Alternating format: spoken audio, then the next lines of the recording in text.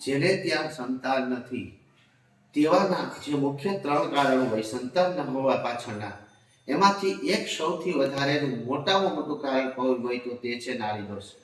નમસ્કાર મિત્રો, મેં ગયા વખતે પિતૃદોષ, નાડી દોષ વગેરેના જે વિડીયો બનાવ્યો તેની અંદર નાડી દોષને લગતા ઘણા બધા પ્રશ્નો આવ્યા. એટલે ઘણા લોકોને એવું કહેવાનું હતું કે આ કુંડલીનું વિશ્લેષણ કરીને જો બતાવો તો અમને એને વધારે ખ્યાલ આવે અને અમે જ્યોતિષ પ્રત્યે રસ ધરાવીએ છીએ અને અમે આની અંદર ખૂબ જ માનીએ છીએ. તો નાડી દોષ એટલે શું અને નાડી દોષ હોવાના કારણે સંતાનની પ્રાપ્તિ શા માટે નથી થતી? તો મિત્રો, નાડી દોષ જે મનુષ્યની 3 પ્રકારની નાડી હોય છે, દાખલા તરીકે આદિ પિત્ત છે, આદિ શીત છે.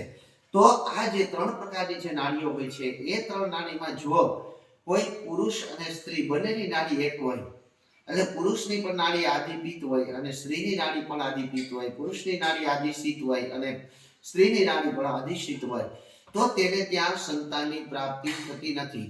પરંતુ અહીં પણ વર્ણનો ભેદ આપવામાં આવ્યો છે, નક્ષત્રના ચરણનો ભેદ પણ આપવામાં આવ્યો છે કે કયા ચરણની અંદર કઈ કોનો જન્મ છે એનું આખું ગુણાકાર થાય છે અને પછી એ નિશ્ચિત થાય છે કે એને ત્યાં સંતાન થશે કે નહીં થશે.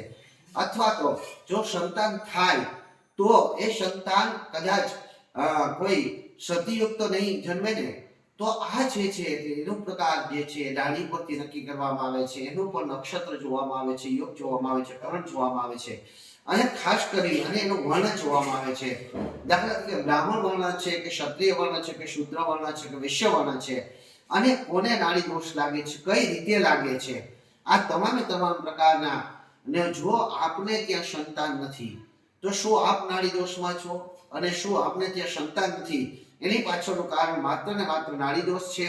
કારણ કે સંતાન રોકવા પાછળના ઘણા બધા કારણો હોય છે, જેમાંથી એક પિતૃદોષ પણ કારણ હોઈ શકે છે, નાડી દોષ પણ કારણ હોઈ શકે છે, કાલસર્પ યોગ પણ કારણ હોઈ શકે છે અને શાપિત દોષ પણ કારણ હોઈ શકે છે. પરંતુ અહીંયા જો નાડી દોષના હિસાબે આપને ત્યાં સંતાન નથી તો શું આપને ત્યાં સંતાનની પ્રાપ્તિ થઈ શકે અને એ પણ શ્રેષ્ઠ અને ઉત્તમ સુંદર સંતાનની પ્રાપ્તિ થઈ શકે? આપને કઈ પ્રકારનો નાડી દોષ છે એ જોવા માટે આપના બંનેની કુંડલી, આપની જન્મ તારીખ, જન્મ સમય અને જન્મ સ્થળ મને મોકલી દો.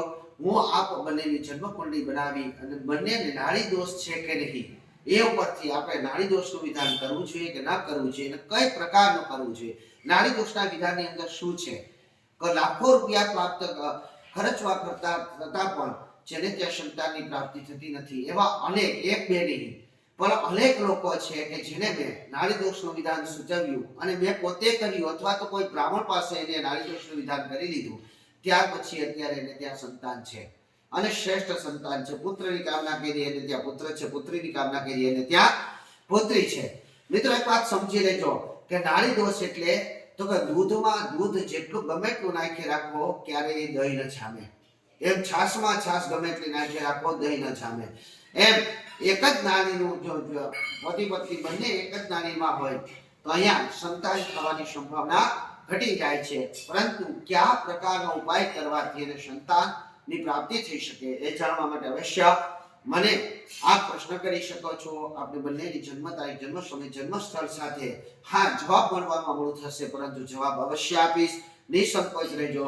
આપના નામ સાથે WhatsApp નંબર 98787378 ઉપર મોબાઈલ નંબર પર સાથે લખી અને મોકલજો.